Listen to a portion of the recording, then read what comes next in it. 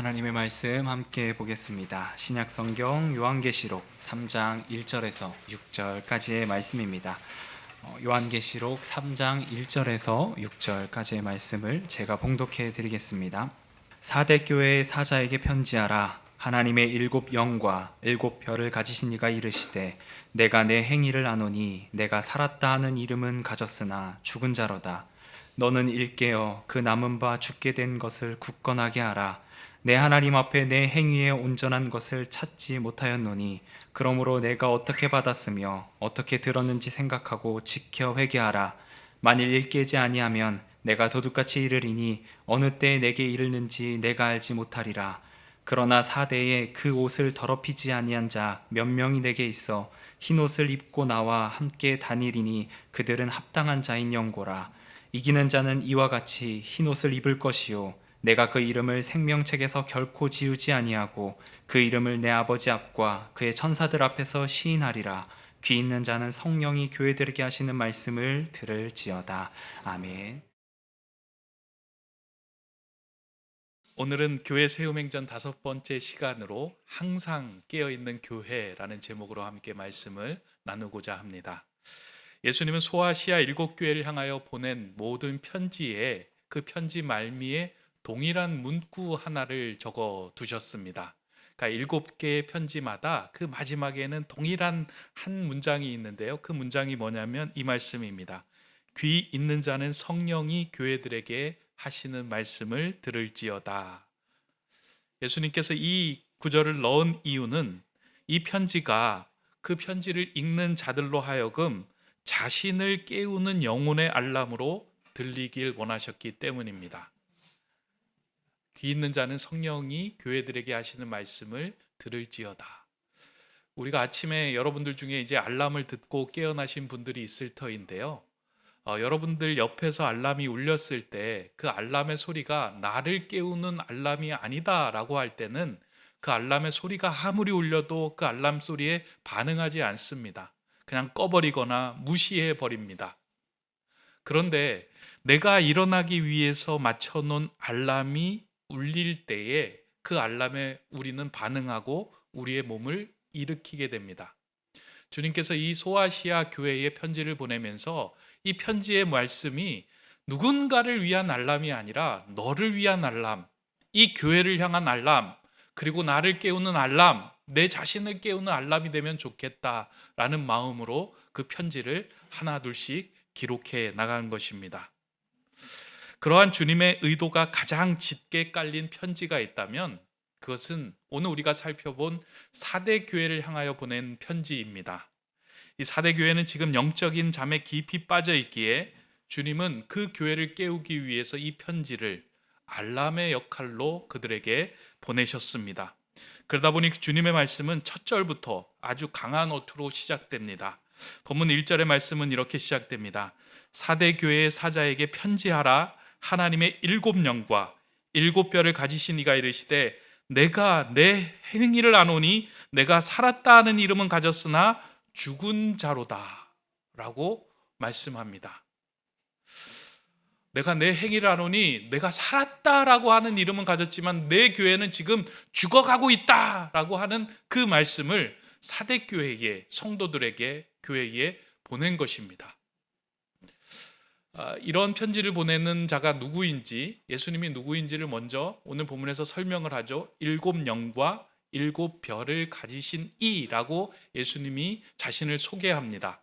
7영이라고 하는 그 표현은 성경에서 7이라고 하는 숫자가 나올 때는 완전한 그 완전수를 의미합니다. 그러니까 성부, 성자, 성령으로 하나 되신 그 완전한 영을 가지신 예수 그리스도, 그분이 너희에게 말한다라는 의미이고요. 7별을 가지신 이라는 표현은 7별은 7교회다라고 이제 말씀을 드렸는데요. 그 교회의 주인이시고 교회를 붙들고 계시고 교회의 모든 것을 아시는 완전하신 예수가 내가 교회를 향하여 진단하고 평가한 내용을 너희에게 보낸다. 너희가 실상 살았다라고 하는 이름을 가지고 살아가지만 내가 보니 너희 교회는 지금 죽어가고 있다라고 하는 그 진단서를 끊어서 그 교회에 보낸 것입니다. 아마 이 사대 교회가 예수님의 이 편지를 받고 얼마나 놀랐을까? 왜냐하면 예수님께서 내가 살았다 하는 이름을 가졌으나 라고 하는 이 표현을 보면 이름이라고 하는 것은 단지 그냥 뭐 사대 교회라고 하는 것이 아니고요. 그 당시에 명성, 평판, 그리고 유명세를 이야기합니다. 그러니까 그 지역에서 가장 유명세를 떨치던 교회가 사대 교회였다는 말이에요. 모든 지역에 가서 사대 지역에 가서 여기에 어떤 교회를 다니면 좋겠습니까? 라고 이야기하고 교회를 소개해 주십시오 라고 하면 거기 가면 큰 사대 교회가 있으니까 거기를 다니십시오 할 정도로 사람들에게 알려진 교회가 사대 교회였다는 겁니다. 근데 그 교회를 향하여 죽었다라고 편지를 받았으니 사대 교회뿐만 아니라 주변에 있는 모든 교회들이 오히려 더 놀랐던 것 같습니다. 왜냐하면 그런 교회가 주변에서는 부럽고 잘 되는 것 같고 활력 있어 보이고 명성과 위세를 떨치는 그 교회를 보면서 주변에 있던 작은 교회들이 그 교회를 부러워하고 있었기 때문입니다. 아, 우리 교회도 저렇게 명성을 떨치고 위세가 있는 교회가 됐으면 좋겠다. 교회가 막 잘 돌아가는 것 같아요. 활력이 있는 것 같아요. 그래서 성경 공부도 막 열심히 하고 교회 학교도 잘 운영이 되고 재정적으로도 넉넉하여 이웃 주변 기관을 돕는 구제에도 열심을 내는 교회, 그런 교회가 사대의 교회였던 것입니다. 그런 활력이 있고 살아있는 것처럼 보이는 교회를 향하여 죽었다라고 말씀하신 것입니다. 예수님께서 사대 교회를 진단하실 때 예수님은 그 외적인 화려함이나 외적인 명성을 보는 것이 아니고요, 그 영적인 상태를 점검하시며 진단하신 것입니다. 사대 교회는 경건의 모양은 있지만 경건의 능력은 없었습니다. 겉으로 보기에 화려하고 분주해 보였지만 실상은 그 모든 일들이 자신들을 위한 만족을 위한 섬김이었고 봉사였습니다. 세상의 풍요로움에 기반을 두어 영적인 삶보다 육적인 삶과 평판에 더 관심을 두는 교회였습니다. 꽃다발을 이루고 있는 꽃들이 화려해 보이지만 실상은 단절되어 죽은 것처럼 진정한 생명력을 잃어버린 교회가 사대교회의 모습이었습니다. 그럼 왜 사대교회는 이렇게 되어 있을까? 우리가 이제 앞서서 살펴보았던 것처럼 교회는 항상 세상과 그 지역과 상관관계가 있습니다. 그러니까 그 지역의 교회를 이렇게 하나둘씩 살펴보면서요, 그 도시가 어떠한 도시인지를 살펴봄을 통하여 교회가 어떠한 영향을 끼치고 영향을 받는지를 알게 됩니다. 사대 지역도 이 사대 교회에 많은 영향을 끼쳤습니다. 사대라고 하는 그 도시를 좀 찾아보니까요, 사대는 소아시아에서 가장 찬란한 역사를 가진 도시였다라고 기록됩니다. 우리가 지난주에 살펴본 것처럼 두아디라에서 내륙 쪽으로 조금 더 한 35km 정도 더 떨어진 곳에 위치한 곳이 사대라고 하는 이 도시였는데요. 이 도시는 예전에 그 소아시아 지역을 통치하였던 리디아 왕국이라고 하는 것이 있었는데 그 리디아 왕국의 수도 역할을 하던 도시가 사대였습니다. 어떻게 수도가 됐을까라고 하고 보니까요, 그 지역 자체가 천혜의 요새와 같은 지역이었어요. 그러니까 계곡보다 그 도시가 위치한 곳이 한 45m 정도 높은 곳에 위치해 있다 보니까 왜 그 이민족의, 그러니까 외부로부터 침입하는 것이 거의 불가능한 거예요. 그리고 그 지역을 지나는 무역로가 5개가 연결이 되어 있어서 사통팔달의 지역이었던 겁니다. 그리고 더 특별한 점이 무엇이냐면 그 지역을 흐르고 있는 강이 팩톨로스 강이라고 하는데요, 이 팩톨로스 강 근처의 모래에는 사금이 많아서 많은 사람들이 그 사금을 채취해서 금을 만드는 일들을 많이 했다고 합니다. 그러니까 자연적으로 그 도시가 부강하고 부유해져서 많은 사람들이 넉넉하게 살아가고 있었던 도시가 이 사대 도시였습니다. 그 전설에 의하면 황금의 손을 가진 미다스라고 하는데요, 마이다스가 그 강가에서 손을 씻었다라고 할 정도로 사금이 많은 도시가 사대라고 합니다. 이렇게 풍요롭고 평화로운 도시에 세워진 교회가 4대 교회입니다. 모든 것이 풍족한 상황이다 보니까 이 교회에는 전혀 부족함이 없었습니다.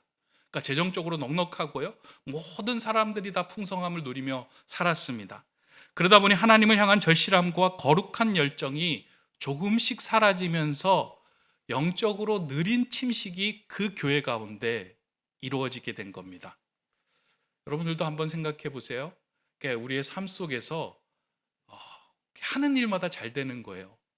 모든 것들이 풍성해지고요. 모든 것이 잘 풀려져요. 세상 속에서도 명성과 평판을 얻으면서 잘 돼요. 그러면 더 하나님을 의지하고 신뢰할 것 같은데요. 어느 순간에 하나님께 느슨해진 마음을 갖게 됩니다. 앞서 살펴보았던 에베소, 서머나, 버가모, 두아디라는 핍박과 박해와 재정적인 어려움과 염려들이 그 교회 안에 가득했습니다.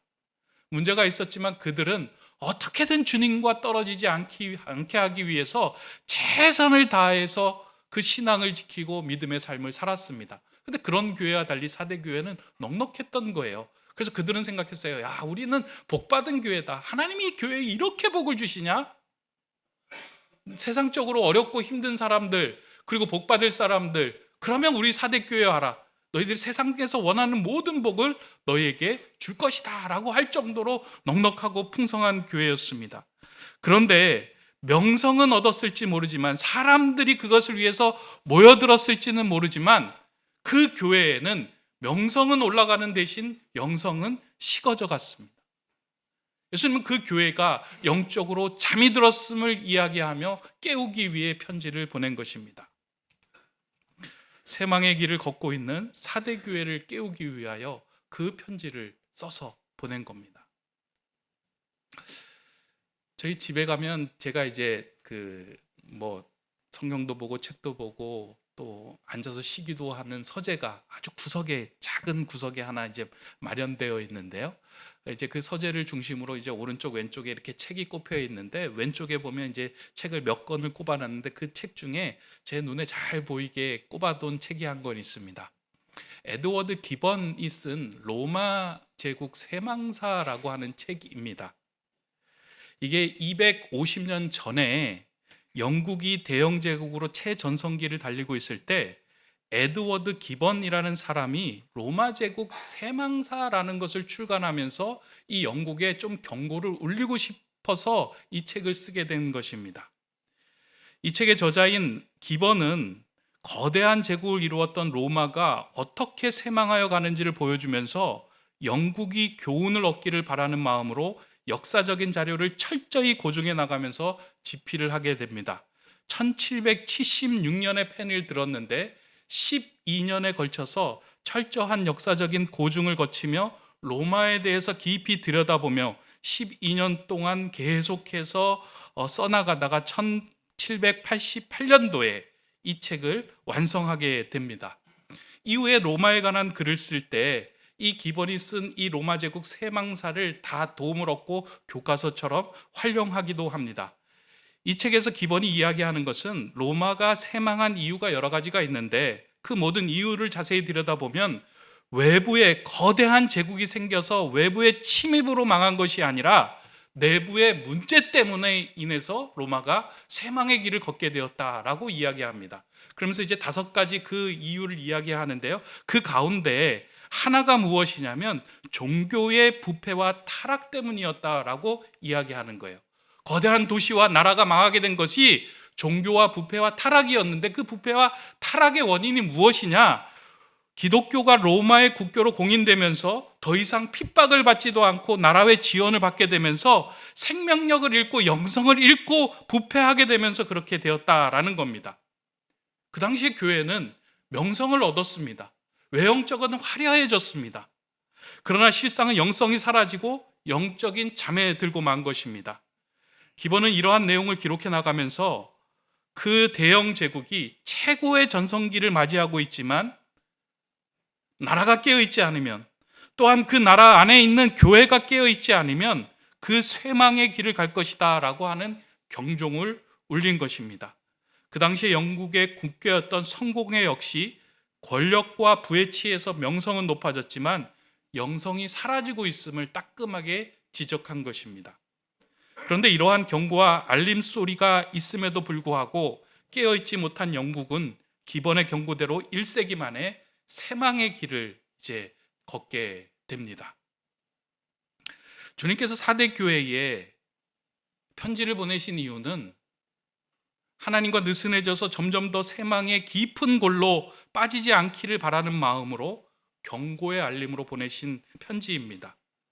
그래서 사대 교회를 향한 주님의 편지는 사실은 죽었다라고 하는 사망 선언을 내리신 것이 아니고요, 너희는 이제 살아나야 한다라고 하는 경고의 울림으로 전한 메시지다라는 것입니다. 그 알람 소리를 듣고 일어나 이제 너희가 가야 한다, 깨어야 한다, 일어나야 한다, 사명의 길을 걸어가야 한다라는 말씀으로 그 편지를 보냈습니다. 그러면서 어떻게 해야 되는지 그 2절에서 이렇게 말씀해 주십니다. 2절의 말씀입니다. 너는 일깨워 그 남은 바 죽게 된 것을 굳건하게 하라. 내 하나님 앞에 내 행위에 온전한 것을 찾지 못하였노니. 여기서 일깨워라고 하는 말은 영어로 wake up, 일어나라, 깨어나다라는 표현입니다. 이제 깨어나서 죽어가고 있는 것들을 다시 살려내라라고 말씀하십니다. 이 말씀은 영적인 깊은 잠에 빠져서 하나님과의 연결이 느슨해져 가고 있는 것을 견고하게 만들라라고 하는 말씀입니다. 영적인 잠에 빠지면 하나님과의 관계가 느슨해집니다. 다시 거꾸로 이야기하면 하나님과의 관계가 느슨해져 있다면 영적인 잠에 우리는 빠져 있는 겁니다.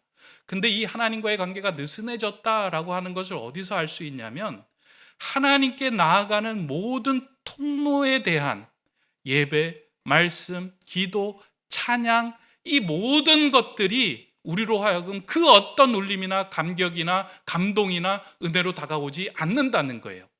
예배를 드려도 무덤덤해요. 찬양을 드려도요, 그 찬양의 가사가 나하고 전혀 상관이 없어요. 찬양대가 오늘 너무 귀한 말씀이 담겨있는 찬양을 했음에도 불구하고 나를 향한 말씀이라고 생각하지 않아요. 그리고 무시하고 꺼버려요. 하나 둘씩 느슨해진 상태에서 우리가 하나님과 함께하는 일들이 점점 더 멀어져 가게 됩니다.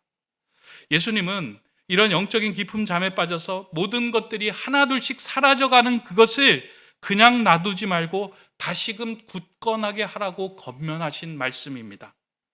만약에 오늘 우리가 예배를 시작하면서 우리가 찬양을 부르면서 시작을 했잖아요. 찬양을 부를 때 여러분과 또 여러분들의 그 입술이 가만히 있었다면 곰곰이 생각해 봐야 합니다. 나 하나님과 정말 느슨해져 있는 것은 아닌가? 예배를 드리면서 아무런 기대가 없이 이 자리에 앉아 있다. 말씀을 들어도 하나도 들리지 않는다. 찬양을 들어도 그 찬양이 나에게 향하는 레마의 말씀으로 전혀 1절도 들리지 않는다. 라고 한다면 우리가 정말로 하나님과의 연결이 느슨해져서 영적인 잠에 빠져가고 있는 상태라는 겁니다.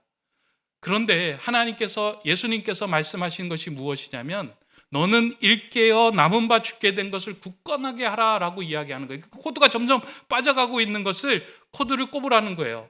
이런 거예요. 예배가 죽었지만 찬양이 막 들려올 때가 있어요. 그리고 찬양을 하고 싶을 때가 있어요.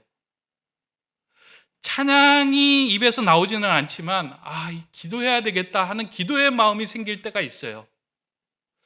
기도가 되지는 않지만 어느 날 말씀을 들었는데 그 말씀이 내 가슴을 쿵 때릴 때가 있어요.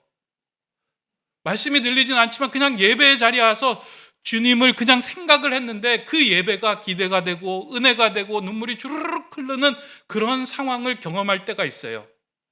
근데 놀라운 건요, 이게 다 같이 있으면 좋은데 영적으로 느슨해지면 다른 건 다 빠지더라도 하나가 그게 우리를 계속 붙들 때가 있는 거예요. 그때 그 기도를 통해서, 그 찬양을 통해서, 예배를 통해서 하나님과 단절되고 있는 우리 상황들을 다시 굳건하게 할 때 하나님은 그것을 통해서 우리의 삶을 살아나게 하신다라는 거예요. 오늘 여러분들은 어떠십니까? 예배에 대한 그 감격, 찬양에 대한 그 은혜, 기도에 대한 열정, 말씀에 대한 그 사모함이 살아있습니까? 아니면 그냥 느슨해져 있어서 아유 그냥 뭐 오늘 주일이니까 예배 드려야지 라는 마음으로 왔다면 다시 이 주님의 말씀이 여러분들에게 여러분의 영적인 잠을 깨우는 영혼의 알람으로 들려야 합니다.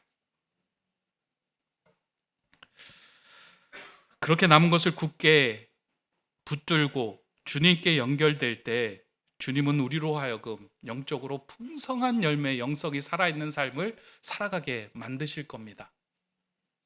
지난 주간에 이 4대의 말씀을 가지고 묵상하던 중에 제가 이제 옥상에 올라가서 아주 귀한 것을 하나 이제 장면을 보면서 이제 경험을 했습니다. 지난 이제 여름 끝 무렵에 저희가 옥상 하분에서 키우던 토마토 가지들을 이제 다 정리를 해가지고 다 죽어가는 것 같아서 정리를 해가지고 이제 가지를 잘라서 버리기도 하고 뿌리를 뽑아서 이제 그 깡통 쓰레기통, 그러니까 거름 만드는 깡통 쓰레기통에 제가 이렇게 버린 거예요. 버리고 난 후에 제가 한 3주 정도 돼서 이제 뭐 특별하게 꽃도 없고 그러니까 위에 올라가고 뭐 잘 볼 일이 없는데 3주 정도 됐을 거예요. 지난주 목요일에 올라가서 이제 그 깡통 쓰레기통을 보았는데요. 그 깡통 쓰레기통에서 토마토 가지에서 열매가 맺혔는데 토마토가 얼마나 주렁주렁 맺혔는지 그걸 보고 제가 깜짝 놀란 거예요. 야, 다 뽑아서 버렸는데 그 깡통에 남아있는 흙에 그 거름에 연결되어서 살아있는 것뿐만 아니라 거기에서 열매를 맺고 있는 그 모습을 보면서 참 많은 생각을 했어요. 세상에선 뽑혔을지 모르지만 그게 연결이 되어 있을 때 이것은 생명을 얻고 살아나는구나. 아, 주님께 연결되어 있을 때 우리는 모든 삶에서 뽑혀가는 그런 상황이더라도 주님께 연결이 되고 하나님께 붙어 있고 견고하기만 하면 내 삶의 모든 것들이 살아나고 열매 맺는 인생이 될 수 있겠구나. 아, 우리 교회는 다른 것에 신경 쓰는 것이 아니라 외적인 평판에 관심을 두는 것이 아니라 주님께 마음을 두고 견고하게 붙어 있는 그것에 최선을 다해야겠구나 하는 생각이 든 거예요. 제가 사진 하나 이제 그 찍어 왔는데 여러분들 한번 보세요. 이렇게 화면에 한번 보세요. 이 깡통에 토마토 가지에 토마토 열매가 열렸는데요. 지금도 막 열리고 있는 거예요.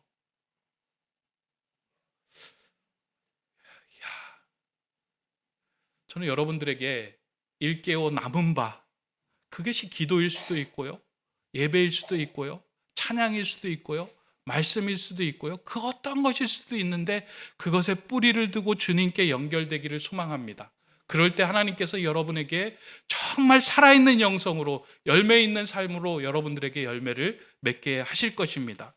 근데 세상은 이 땅의 교회와 성도들이 하나님께 연결되지 못하도록 단절될 수 있도록 세상의 부유함과 풍성함을 계속 제공해요.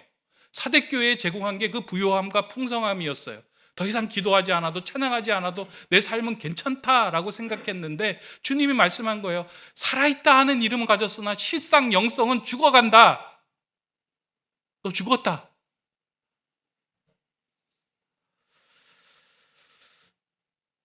세상의 부유함과 풍성에 연결되는 순간에 하나님과의 연결이 끊어지는 그 영적인 잠에 우리는 빠져들게 됩니다.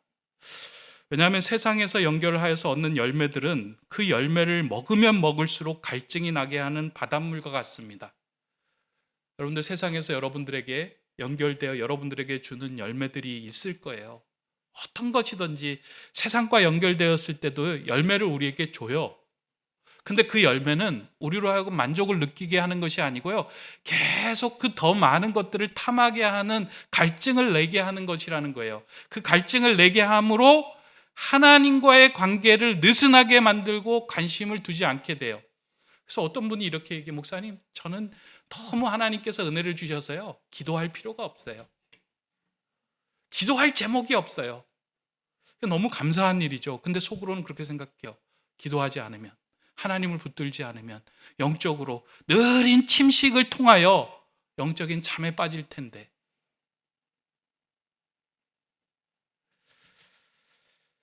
만약 우리의 삶에서 예배를 드려도 시큰둥하고 찬양을 불러도 감동이 없고 기도를 하여도 전혀 기대하지가 않고 형식적이 된다면 오늘 이 말씀을 다시 한번 우리가 듣고 깨어나야 됩니다. 사대교회의 영적인 상태가 이와 같았습니다. 그런데 사대교회를 향하여 예수님은 책망과 경고의 말씀 그 끝에 희망의 불씨 같은 말씀을 하나 해주십니다. 그게 무엇이냐면 오늘 본문 이제 뒷부분에 있는데, 그것은 교회가 이런 영적의 잠에 빠져 있음에도 불구하고 이 교회 안에 세상에 물들지 않고 깨어있는 성도들 몇몇이 있다라고 이야기합니다. 여기에서 희망을 발견합니다. 그것을 본문에서는 그 옷을 더럽히지 아니한 몇 명이 있다라고 하는 것으로 묘사합니다. 그 교회를 보니까 이름은 났는데 유명한데 열매가 없는 유명무실한 교회예요. 근데 자세히 들여다보니까 그 교회를 그나마 살게 하는 옷을 더럽히지 아니한 몇 명들이 교회의 생명을, 명맥을 유지해 나가는 거예요.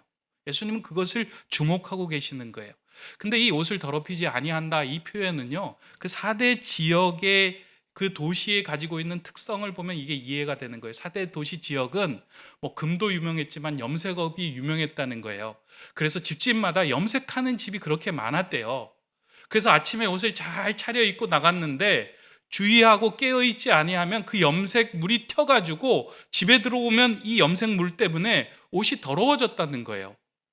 그러니까 더럽혀지지 않다라고 하는 것은 세상에 물들지 않고 깨어서 자신을 하나님께 연결하여 잘 붙들고 사는 사람이라는 뜻이에요. 그렇게 하나님께 연결되어 더럽혀지지 않는 몇 명이 지금 교회 안에 그 생명을 유지하고 있다, 그 말씀을 하신 것입니다.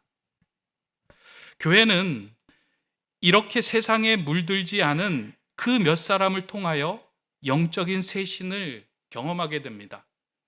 교회가 새롭게 되고 부흥하게 되고 새로운 영성이 이루어지는 그 상황들을 자세히 들여다보면은요, 그 교회 안에 정말 하나님을 붙들고 갈구하던 몇 명 때문에 그 교회가 살아나는 일들을 보게 됩니다. 그리고 실제로 교회가 좋은 이렇게 평판을 얻는 거는 이 교회가 가지고 있는 뭐 여러 가지 부나 이런 것으로 얻는 게 아니고요, 그 교회 안에 있는 몇 사람을 통해서 이루어집니다. 그러니까 교인들이 아니고 어떤 사람이 교회를 이렇게 방문해서 교회 안에 들어왔을 때 성도 한 사람이 정말 사랑이 담긴 그 얼굴로 아유 잘 오셨습니다, 난 여러분 환영합니다 라고 맞아주면 이 교회는 그 순간에 따뜻한 교회가 돼요. 근데 어떤 성도님이 들어왔는데 냉랭하게 바라보면서 왜요? 뭐 때문에 오셨어요? 막 이렇게 이야기를 하잖아요. 그러면 그 순간에 어떻게 될까요? 교회는 냉랭하고 차가운 교회가 돼요.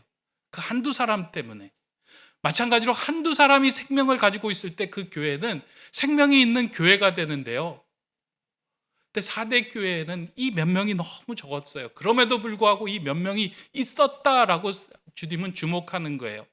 내가 주목하는 것은 너희 교회가 명성이 있고 유명하고 위세를 떨치는 여기에 주목하는 것이 아니라 정말 무명하지만 이름은 없지만 내 마음을 품고 나에게 굳게 연결되고 있는 그 사람, 내가 거기에 주목한다.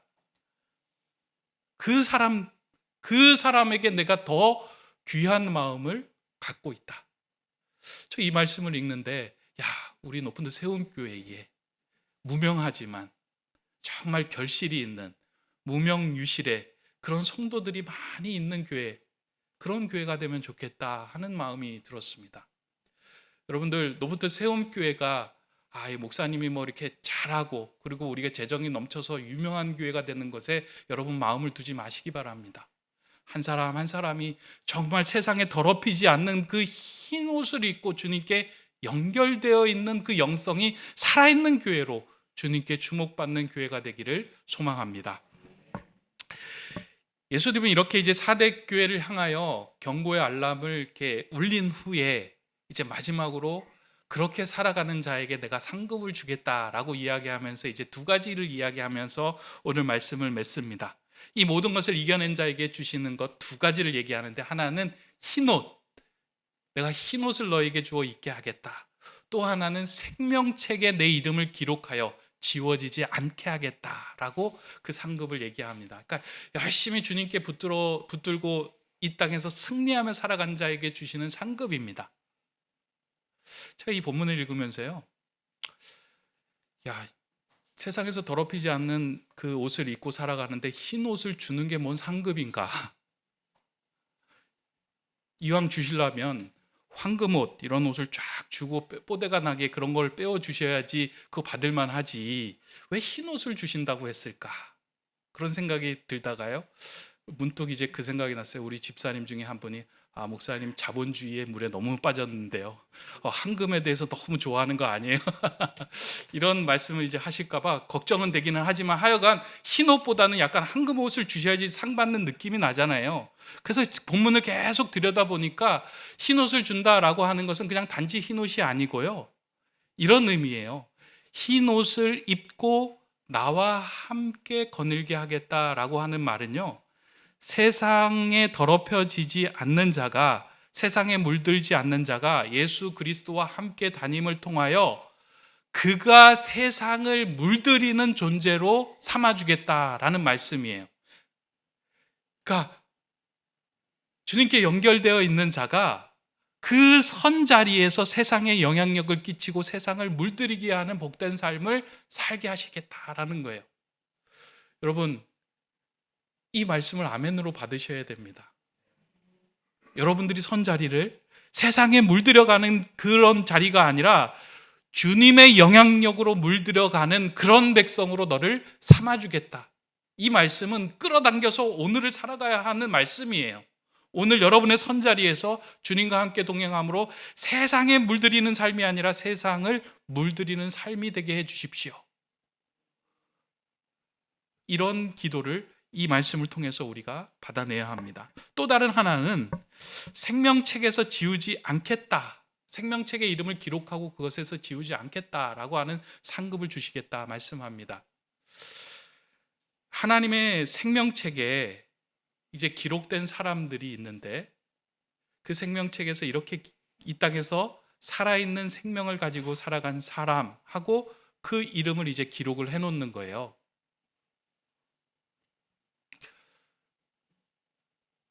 여러분들은 어떠신지는 모르겠지만 거기에 그 이름이 있다라고 하는 것을 느낄 때 그 기쁨과 감격이 얼마나 클까?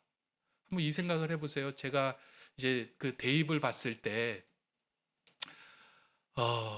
대학 학력고사를 보고 난 다음에 이제 그때는 합격자를 이렇게 벽에 게시를 해서 그 학교를 찾아가 갖고 거기 가서 이제 보는 거예요. 근데 그 학교에 가갖고 그 벽보를 봤는데 내 이름이 없는 거예요. 그때 그 감정, 그 쓸쓸함, 그 외로움, 그 낙심됨 이루 말할 수 없더라고요. 그런데 또 그 해가 지나서 학교에 시험을 보고 난 후에 가봤더니 거기에 내 이름이 있는 거예요. 그랬을 때 그 감격, 합격했어 하면서 뛰면서 팔팔팔 뛰던 막 주변의 사람들, 그리고 내가 거기에 이름이 올려있다라고 하는 그 안도감, 이게 얼마나 귀한 일인가 그 생각을 합니다. 근데 지금 이제 사대교회에게는 이야기를 하는 거예요. 중간 그 평가를 내리는데 너는 죽어있다.